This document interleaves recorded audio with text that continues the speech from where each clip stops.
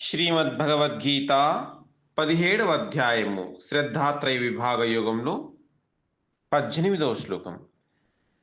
సత్కారమాన పూజార్థం తపోదంభేన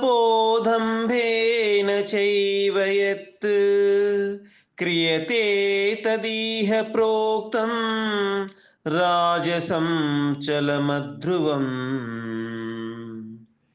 ఇతరుల నుండి సత్కారములను, గౌరవములను, పూజలను అందుకొనుటకును, అట్లే తదితర స్వార్థ ప్రయోజనముల కొరకును స్వాభావికంగా గాని కల్పితంగా గాని చేయబడినవి అనిశ్చిత ఫలితములను గాని క్షణిక ఫలాలను ఇచ్చినవి అయిన తపస్సులను రాజస తపస్సులు అని అందరూ అంటున్నాడు పరమాత్మ.